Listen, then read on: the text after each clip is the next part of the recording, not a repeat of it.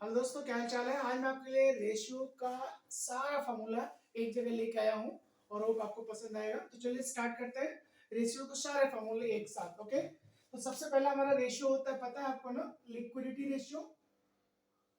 Liquidity ratio. अब ये जो लिक्विडिटी रेशियो होता है इसमें दो होते हैं। एक आपका होता है करंट रेशियो और दूसरा आपका होता है क्विक रेशियो। दिखाई दे रहा है ना, कोई दिक्कत तो नहीं है। तो पहला हमारा है करंट रेशियो, दूसरा हमारा है क्विक रेशियो।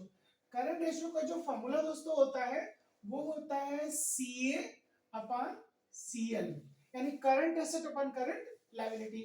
और क्विक रेशियो का जो फॉर्मूला होता है दोस्तों, ये होता है आपका quick asset upon current liability.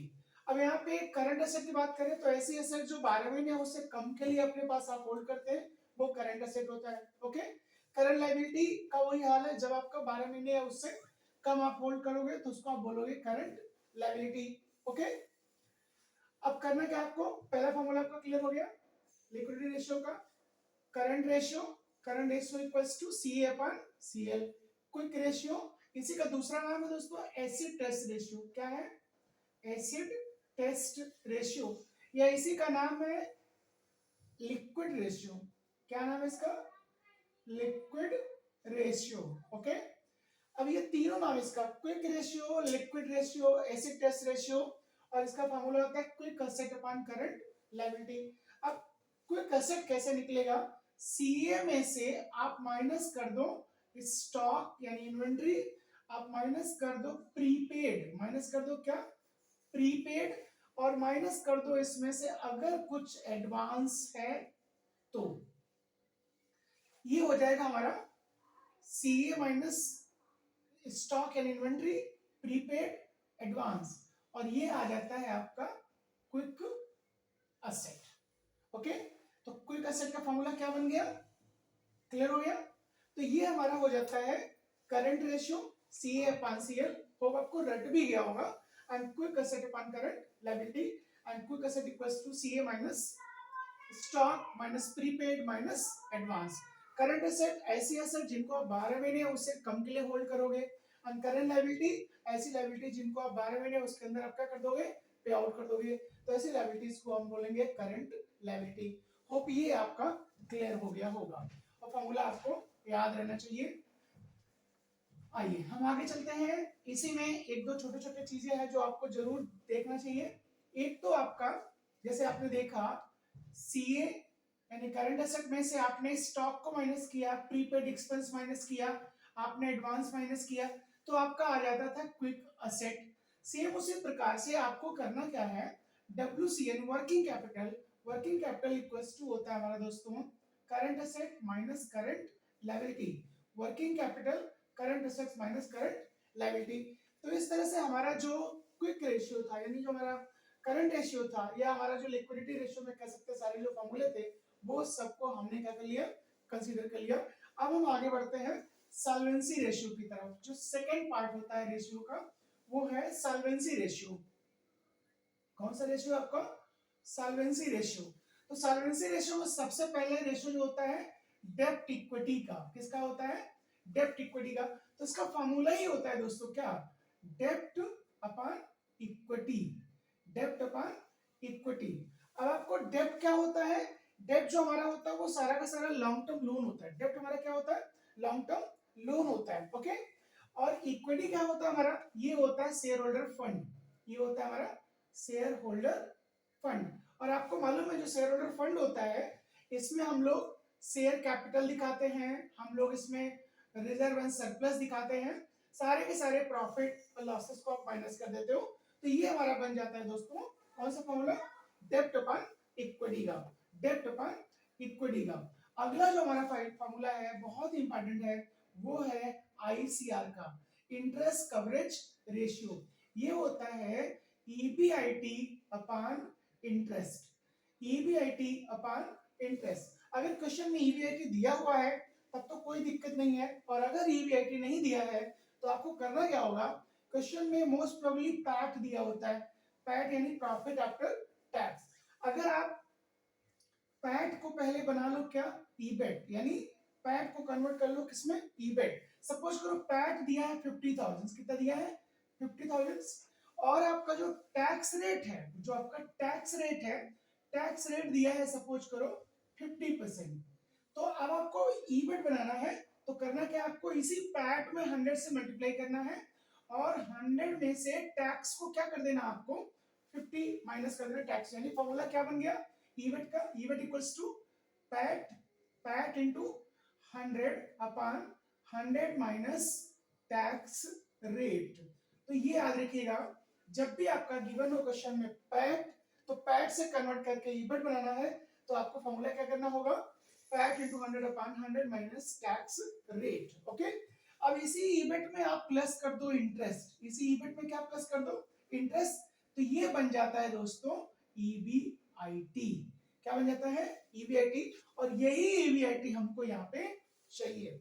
अब आपको देखना होगा कि इंटरेस्ट कहां से आएगा, तो जितने भी आपके लोन होते हैं, जितने भी क्या होते हैं आपके लोन होते हैं, जितने भी लोन होते हैं, चाहे वो शॉर्ट टर्म हो चाहे वो लॉन्ग टर्म हो, तो ये जो लोन आपका है, इसी लोन पे सर्टेन परसेंटेज क्वेश्चन में गिवन होगा, उसी सर्टेन परसेंटेज से आपको क्या करना है, मल्टीप्लाई करना है, और मल्टीप्लाई करने के बाद आपका इंटरेस्ट आ जाता है।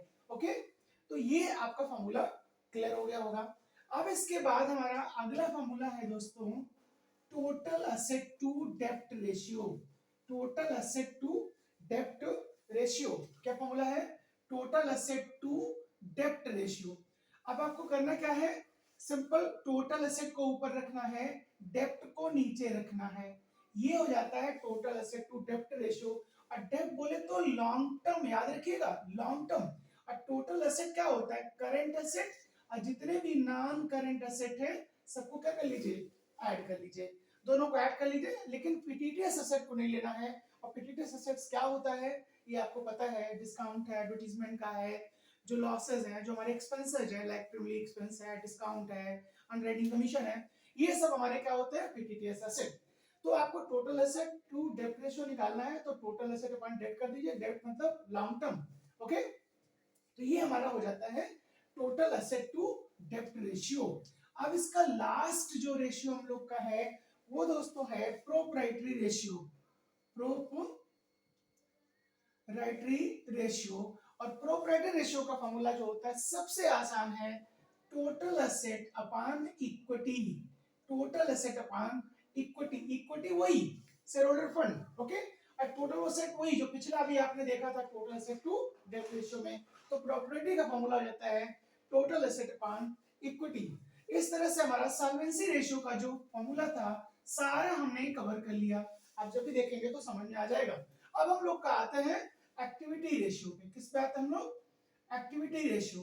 अब एक्टिविटी रेशियो में हम लोग मेनली देखना है तीन, एक होता है एसटीआर, एसटीआर या आईटीआर, आईटीआर। एसटीआर बोले तो स्टॉक टर्नओवर रेशियो, आई बोले तो इन्वेंट्री, इन्वेंट्री का ही दूसरा नाम है क्या, स्टॉक। एसटीआर इक्वल्स टू होता है COGS, cost of goods sold divide by average inventory या average stock.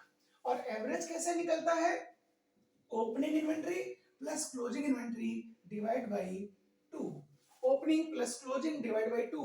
How to calculate COGS, COGS का दूसरा नाम पता है क्या होता है, कॉस्ट ऑफ गुड्स सोल्ड का फॉर्मूला जो दूसरा नाम होता है वो होता है कॉस्ट ऑफ आरएफओ, यानी कॉस्ट ऑफ आरएफओ यानी सीओजीएस। और कैसे निकलेगा, सेल में से माइनस कर दो जीपी, ग्रॉस प्रॉफिट, सेल में से माइनस कर दो जीपी, और सेल का दूसरा नाम होता है आरएफओ।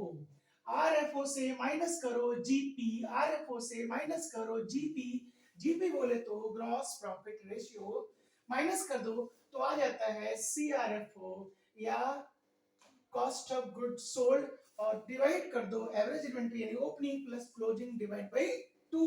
तो ये बन जाता है हमारा दोस्तों क्या, एसटीआर। और तीसरा क्या है हमारा, तीसरा दूसरा क्या है, पहले तो दूसरा देखें फिर तीसरा देखते हैं।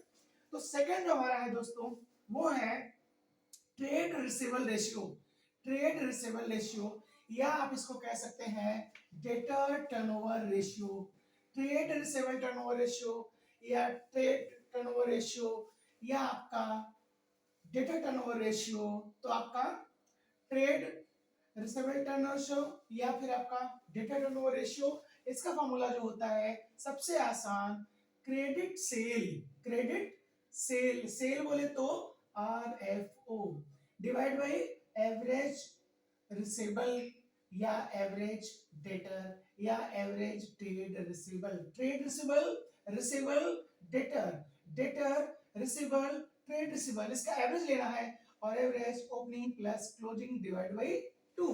क्रेडिट सेल, क्रेडिट सेल यानी जो टोटल सेल है, जो आपका टोटल सेल है, इस टोटल सेल से आप माइनस कर दो कैश सेल, क्योंकि हमको कैश वाली सेल नहीं चाहिए, तो टोटल सेल से कैश सेल माइनस कर दो, टोटल आरएफओ से, टोटल आरएफओ से कैश सेल आप क्या कर दो, माइनस कर दो, तो आपका आ जाता है क्रेडिट सेल। तो क्रेडिट सेल यानी कैसे निकलेगा, total sale minus cash cell, total sale minus cash cell. तो इस तरह से हमारा ये trade receivable turnover ratio, trade receivable ratio या आपका डेटा टर्नओवर रेशियो, ये हमारा क्लियर हो जाता है। इसके बाद हमारा लास्ट रेशियो इसमें बचता है और वो है आपका trade payable turnover ratio, trade payable यानी creditor turnover ratio, CTR, creditor turnover ratio.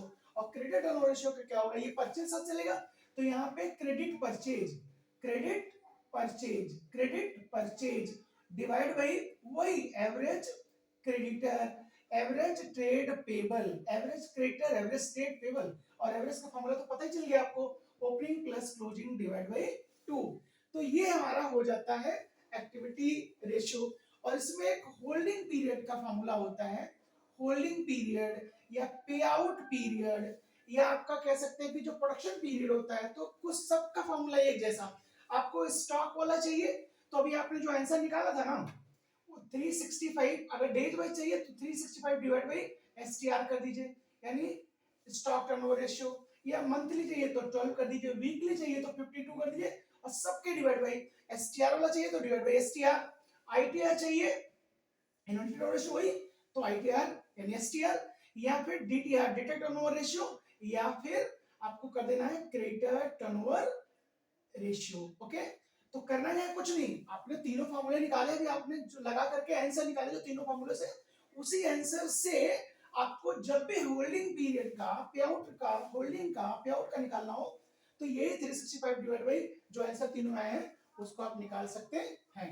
तो इस तरह से दोस्तों हमारा हो जाता है ये एक्टिविटी रेशियो, इस तरह से हमारा हो जाता है एक्टिविटी रेशियो। ओके, आगे का हम पार्ट्स फिर देखते हैं।